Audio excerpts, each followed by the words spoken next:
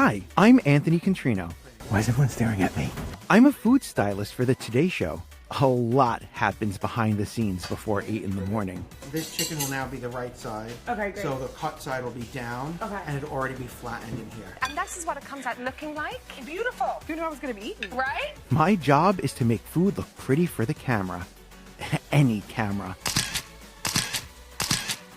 But the cooking doesn't stop after the show's over. Mwah. My whole family still lives on Staten Island, and they're always hungry. So at least once a week, we all get together to make a meal. From antipasti to my cousin Tracy's signature chicken cutlets. We don't really follow recipes. We do what looks good. And of course, my famous 5-minute fettuccine Alfredo. So today we're going to make one of those dishes that I make when I really don't want to cook. It's my 5-minute fettuccine Alfredo.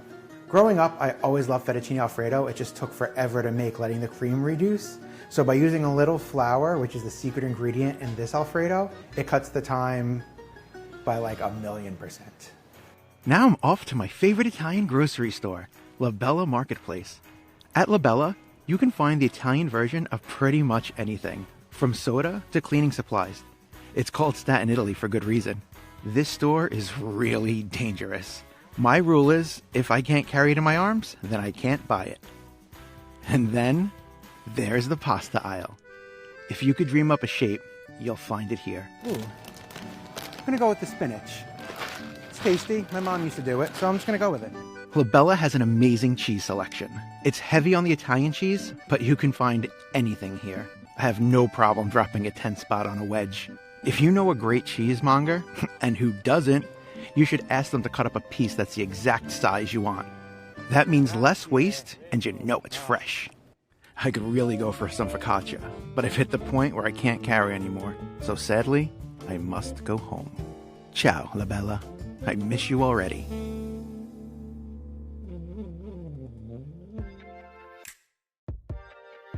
So you want to season your water with salt so that it absorbs into the pasta as it cooks.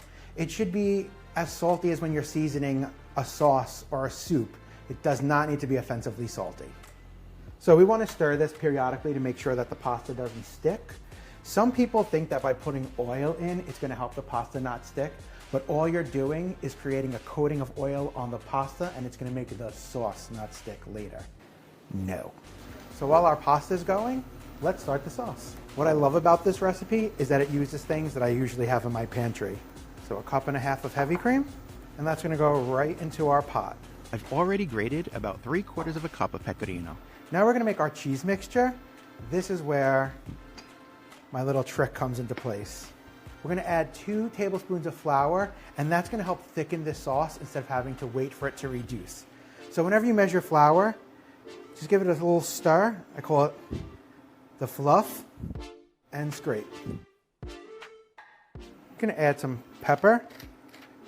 You can use as little or as much as you like.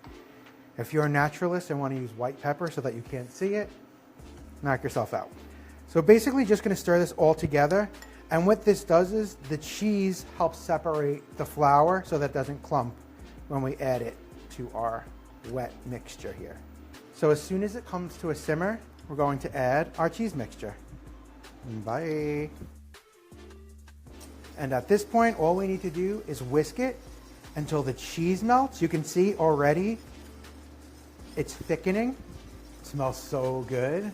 The saltiness of that pecorino cheese is like yum. We just want it to boil softly for about 2 minutes. That cooks off the flour. Guys, it's been less than 4 minutes. I'm not you. Like, it's done. Look at this. Yes. Not going to add any salt to this because the pecorino itself is so salty. I think we're ready to add our pasta and eat this bad boy. Reserve some pasta water in case we need it later. I like to use tongs when dealing with a long pasta or a spider when dealing with short. It will carry some of that water into our sauce, which will also help control how creamy it is. Now we just want to toss to coat. And if you pull your pasta like a minute before it's done, it'll finish cooking right in our Alfredo sauce. Look at that. If you feel like your sauce is getting too thick, just add a little splash of the pasta water. A good trick with sauces like this that kind of seem to set, especially after you have a plate and you go back for more, just add some more pasta water to bring it back to its creamy, velvety consistency. Here's a quick cheat on how to get a pasta twirl. Grab a nice bundle in your tongs and kind of free it up. Lock it. Take a ladle, sure you all got one of these, put it in and use it as a cup and just spin, spin, spin, spin, spin. Once it stops twirling and you have no more loose ends, slide it onto your bowl. Now you just have a nice high little nest, and we're gonna finish it with some more pecorino.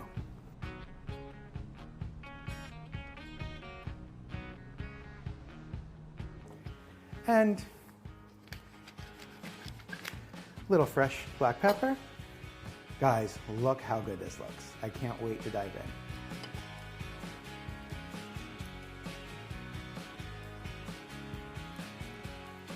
How does it taste? I made it.